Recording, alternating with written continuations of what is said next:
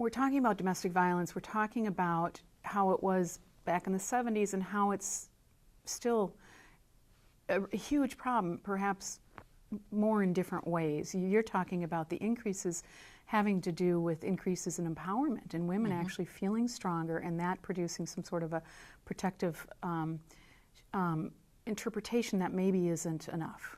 And so they're not seeking help. They're thinking that I'm strong enough to handle whatever that comes my way, because we have done a good job in our culture of empowering women to feel stronger.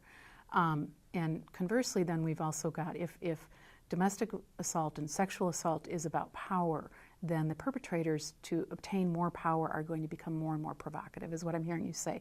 And that does perhaps explain exactly what's going on now. What I'm interested in understanding is, what is the community component? We talk about social services, or, you know, or the police and the court system and so forth. My personal view is, important as both the police and the courts are, is they do very little to stop this, and it's clear. We are seeing they can't. We're seeing increases. So in my view, there's got to be something more, and maybe it's community. What if our neighbors paid attention? But that doesn't happen, and why doesn't it? Okay, so that's the perfect question, and that is the solution. So if I could get on the rooftop and say this over and over and over again so everyone could hear, the solution does not lie with battered women's programs or social service organizations, because if it did, it would already have been taken care of, and the deaths and everything would be going down. But doesn't lie with the courts and with police, as important as all of those are. It lies with community. So just as we're talking about, as people are empowered and they're moving forward, you and I and every loved one and every neighbor has to step forward. The victim can't see it as clear as you and I can see it for them. Why not? Why can't the victim get it? They're being assaulted. Because they can't. No one can. Anyone who's in the middle of a tornado, a hurricane, the crisis. Think about when someone's having a medical crisis. Don't you need to go to the hospital with them to help hear what the doctor has to say? So my sister's having surgery on Monday, and she needs someone to be at the, obviously going to be at the hospital, but also to be at the hospital with her husband when the doctor comes out to say what the doctor says after the surgery, because two people need to hear that to see and hear clearly what the doctor says. Because when you're in the middle of something, you're you only have so much cognitive capacity, I'm sure. You can't clearly hear it. And the person who is the victim, I've seen this for 30 years, the person who's the victim is so desperate to have it not be as bad as it really is. So if the victim says it's this bad, it's usually worse, is what you're saying. It's this bad. People think the victim will exaggerate the violence. The victim I've never heard a victim exaggerate the violence. The victim minimizes the violence so that they can try to survive it. And so you see it, the house across the street from you that was a drug house, you saw what was going on. You never dreamt it was as bad as it was. That's true. But you put pieces together said, and how long did it take you to even put pieces together? It probably took me 3 months. Then the police, it took at least 3 or maybe more, 6 months to almost, gather enough that they were willing, that they could, legally say that was something. And then it took them another, and they told me this. They said it'll take a long time for us to actually bust them because it's so complex. So it took them a good 6 months after that to put it together. And then it was so much worse than you imagined. So the person in the middle of it can't, in order to survive, they cannot begin to see how horrific it is. I have had thousands of conversations with people where I have had to say to them, let me say back to you what I'm hearing about how dangerous this is. You need to hear how dangerous this is. And then to the parents, and then to the loved ones and the friends. And that's where the community has to step in. And this isn't only young women. This is often educated. Oh, yeah. Bright, intelligent, sometimes middle-aged women, sometimes elders sometimes at the height of their career, they're respected, and I do know this. I sat on a board some years ago in similar realms. That I know, and these are people of rationality. These are people that are not reckless. Correct. And yet you're saying that, forgive me, and I don't mean to offend, but that they don't fully understand how bad they're being treated. They or how absolutely do not. dangerous perhaps some of their decisions to be in relationship with so and such might be. These are smart women.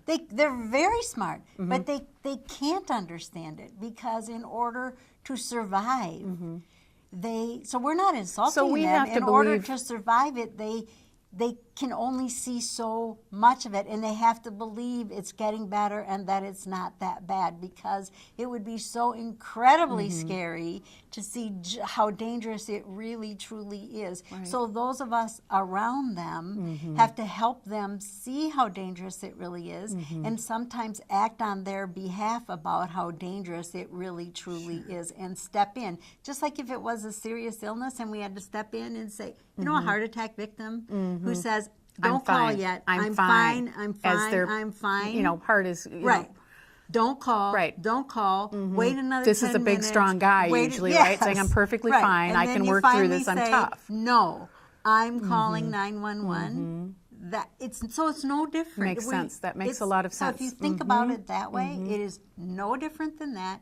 It is typical human behavior, and we need to What about respond us as neighbors? exactly then? the same way. I think what I'm hearing you say about victims, and this does resonate, and it really is the same for the heart attack, the male heart attack victim as the woman battering victim. It has to do somewhat with ego, with protecting our ego, and this is sort of abstract, but it has to do with our inherent human idealism, that we're okay, that we can handle it, and that we maybe don't want to make things worse, but it's less rational and more simply about our natural belief that things are going to be okay, right? Is that it? First of all, she's a survivor, and so Okay. it cannot possibly be that bad. Right, Because right, she okay. has survived it this far. Or he And with the heart attack, he- same thing. He's, correct. We are all survivors. Mm-hmm, And so because we're survivors, whether it's with a heart attack or whether it's a survivor of domestic violence or sexual assault, Got it. we are survivors. And we have survived, and we are going to survive. Sure. And therefore, it cannot possibly be that So bad. what about us as a community? Does that translate then to us as Yes. a community? We go, this couldn't possibly be happening to my smart, intelligent neighbor she's the executive at Right. 3M, or forgive me, I don't Yes, know that for this is an wherever. example, but right. And therefore, it can't be that bad. Oh, it must not be any of my She's business. exaggerating. It can't be that bad. She's I holding a think I grudge. hear a big fight over there, but it's really none of my business. Mm-hmm. Oh, I think I see blah, blah, blah. I think something's not But it right. could have I think been, maybe I missaw, yeah, right? she could handle it if there was something going on. Sure. I shouldn't get involved. Versus, Right. and this is hard, I don't in any way want to say yeah. that it isn't hard. It's very hard. But this is where we have to have the courage to help act on that person's behalf. Because if they could do it, they would. But we need to think just like a heart attack victim. So we have to make things simple, and we have to step up, and we have to say, I am really afraid for you. I don't think it's okay. And I think it's more dangerous than you think it is. And here's why.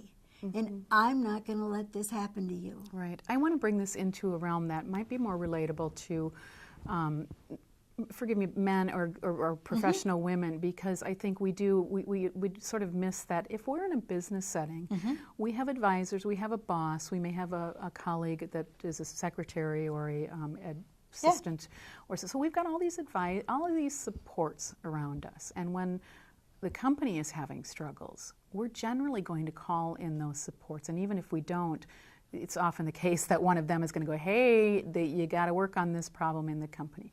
We don't, but we assume in our home lives that we don't need that sort of, hey, you need our help, or hey, we're going to help you work on this, right? I mean, so we wouldn't think of operating so independently in a work realm.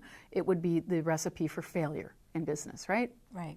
But we don't transfer that in personal?